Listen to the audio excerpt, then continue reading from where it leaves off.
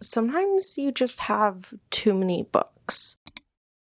Well, at least I do. I don't know if that's a problem for you. I want to do an unhaul, but at the same time, I feel like there's so much to go over whenever I do unhaul my books that I wanted to do an explainer as to why I unhaul, how I unhaul, sustainable unhauls, how I choose the books that I keep. Let's do that.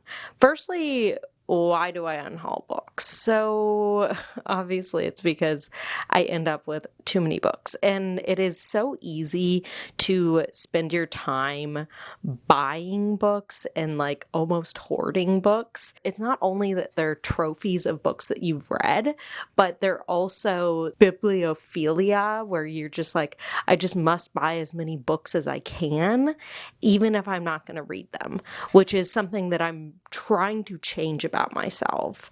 I have not been buying as many books. I have been stepping back and saying, what do I want and what is actually going to be read by me, instead of, let me just purchase this book because I, on a whim, thought maybe I'd read this. No, I want to be thoughtfully and mindfully book purchasing. I unhaul books. The point of this section, I unhaul books because I'm trying to create room on my shelves, not for more books, but just so it's not unbearable, the amount that I have, because it's not like I'm going to be here at this place forever, and I don't want to be lugging around books with me everywhere I go, all these books that maybe I won't read ever, or that I read and I didn't love, and I just believe that there are other places that these books can go to. That brings us to the next point. How do you get rid of your books? Like, what do you do with the books you got rid of? I tend to donate my books.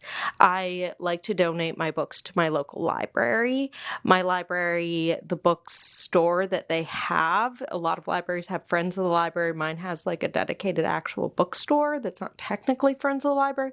Anyways, but the money that they make goes back to funding programs and resources and such for the library itself, which is good for the community because you're giving back to helping people, whether it's getting free books to read or using the resources of the library or the staffing that's there, or even the lights, the programs, all sorts of things, whether it's for education or entertainment. Beautiful. You can also donate to different causes. Like some places have thrift stores where the proceeds from the thrift store go to something like the Boys and Girls Club or Mustard Seed or Habitat for Humanity or something like that. You can donate to women's shelters and such. There's so many different resources. Just go online, see where you can donate your books in your area that would actually help other people. But as well, it's like, if I am done with a book or not going to read a book, I would rather give it away so someone else can enjoy that book, just in general. Because if I'm not enjoying it, or I'm not going to be reading it, or I didn't love it, maybe someone else will. Another thing I want to talk about is mindful buying, which I brought up a little bit earlier. I want to be more thoughtful about how I purchase books and the books that I do purchase. So instead of doing these enormous book hauls, which are fine, it's up to the person what they want to do. Instead of doing that for me, I'm trying to read more from the library because I'm able to check out books, interlibrary loan books, which is really a boon for me because not all libraries have interlibrary loan, where you can get a book from basically any other library system that is in the interlibrary loan program. I can use Libby or Hoopla through my library as well to get ebooks and audiobooks. So that's nice. Free for me, or at least my taxes pay for it. Also, when I do buy a book, I want to be mindful that I'm buying books that I know I want to read, maybe either right then, or it's something that I've put kind of time and effort into thinking about and researching and knowing that this is an actual book that I will be reading and not just that instant gratification of a purchase, because sometimes that's what it is for me, at least. It's like it gives you that little dopamine rush when you purchase that book, but then it sits on my shelf forever. And I'm just like, oh my God, why did I do this? Now for the criteria of how I unhaul my books. For the books I've read, let's start with that. I am getting rid of the books that I rated under 3 stars, unless they're like a 1 star that is going to sit with me forever. Like, I'm never going to get rid of Milkman by Anna Burns because it's one of the worst books I've ever read. I'm so sorry if you love that book, but I can't get rid of it because it is memorable to me.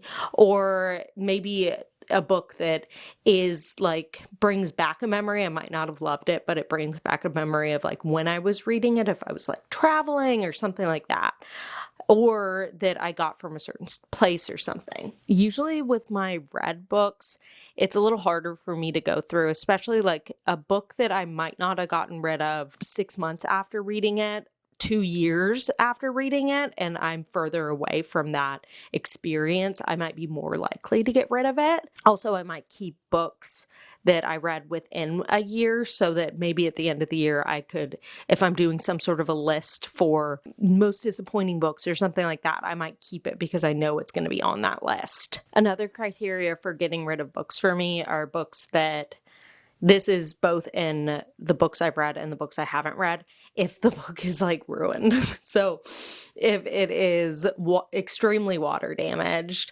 or if it's like moldy or torn up for some reason, or the cover's missing, because, you know, sometimes books get a little battered and I don't know what happens.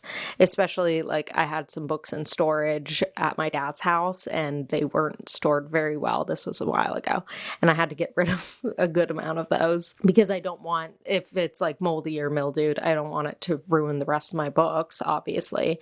And then if it's like torn up, why am I keeping this book? For the TBR shelf and books that I'm going to get rid of, or that I will get rid of, are books that have been sitting on there for a certain amount, like over a year or a couple of years, that I just haven't gotten around to and I don't see myself getting around to, or books that I don't really read in that genre anymore and I don't really foresee myself reading in that. So such as my young adult books, a lot of those I've gotten rid of. I don't pick up young adult very much, and that's just a me thing. And just because I'm getting rid of a certain genre or something like that doesn't mean that I have something against that genre. It's just what you prefer, you know, reading's subjective. So that's just how it is. I'll also get rid of books that I've seen a good amount of reviews of it that have criticized it negatively, which at this point I shouldn't have as many of those because I am trying not to purchase books that I've seen bad reviews about from people that I trust. Another thing is I will weed through my like weird section books as well. I have like a lot of books that aren't here. So like my nonfiction, I have a lot of strange ones, and I have books still at my dad's house that are sitting there, and I've just slowly been getting rid of those. And I'll show you those like in my unhauls. I don't list that they've been in an entirely different place, but I do say that. Also, sometimes my sentimental attachments towards some of the weird collections that I have that I've never read, I'll be like, Rachel, you need to stop feeling this way. Like, I have this obsession that I can't get rid of these things, and it's hard because I have nostalgia towards things. So it's like I want to keep them because I'm nostalgic towards the idea of them, but at the same time I don't need it. So therefore I should get rid of it because if I'm not reading it, I'm not reading it. Another thing is, a while ago I did this thing like, should I keep book of the month? And I ended up being like, yeah, I should. And then like 2 months later I got rid of book of the month because I was like, Rachel, you're just getting books because you have this subscription and it is like money not well spent for you. You're not reading all the books. I have been quelling some of those, the ones that I got because I felt like I had to get a book and it wouldn't have been a book that I'd purchased otherwise. And I've been just thinking to myself, am I actually going to read this towards those book of the month books? I no longer do book of the month like I just said, but that's something I'm working on. You can still see some of them back here. Boop. Boop. Another thing is, some of these books that I'll get rid of are books that I feel like I should read. And I don't think that's real. Like, I don't think there's any book that I should read. You have to read it before you die. I'm trying to get rid of that mindset that I need these certain books because they're classics or because everyone loves them, because they won prizes. If it doesn't meet the way I read, then I'm not going to read it. Like, it's just going to sit there forever. I think it all comes down to, as well, I need to get rid of the hoarding mindset or the collecting mindset. I need to let go of this idea that I have to have as much as I can of these things. I want to just have the ones that I'm actually excited about, that I can look at my shelf and be like, okay, I have so many options of things that I want to read and things that I look forward to experiencing, instead of looking at it as, let me just like get through all, or like look through them, or like make myself feel bad that I'm never going to read that book or something like that. Because in the end, these books that you give away and donate are books that other people are going to enjoy. Also, I'd like to mention, when I said something about the ruined books, like the moldy books, throw those out. It's going to ruin books in general. Do not donate a mildewed book. Throw it out. Garbage. That is one book that is garbage if it is ruined. Another book that I'll get rid of on my TBR shelf, I start so many books and don't finish them. It happens all the time. So I have just lists of DNF books that, I mean, I don't list them anywhere, but I know in my brain that it's a DNF and that I might pick up again. So I'll put it back on the shelf. But then at a point, I'll look through those and be like, Rachel, are you actually going to pick this book up again? You read 25% or 50% of this book.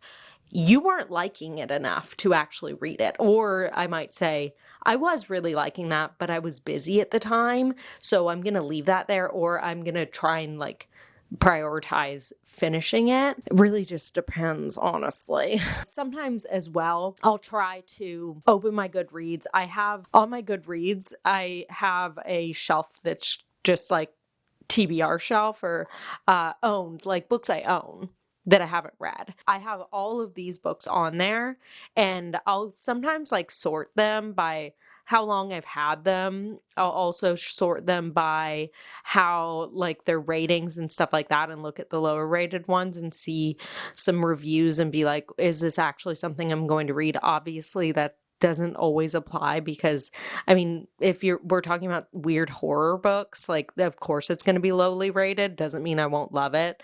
It's just most of those are very like polarizing. So don't always take it as like, oh, this book has a 3.3, I shouldn't read it. Don't do that. I don't believe in that. Always actually look at the reviews and what other people are saying. Read some of the high ones, read some of the low ones, and just see whether or not you're going to like it. If you've read the author before, you might actually like it. Okay, so in the end, as you can tell, there's a lot of space on my shelves now because I have already done my unhaul. I actually already filmed it, but I decided to sit down and actually walk you through everything because I want to be able to mention back or like note back to this video anytime I am doing an unhaul so that people can understand why I unhaul books, how I do it, and what I'm looking for and stuff like that. That's about it. Also, yes. Wow.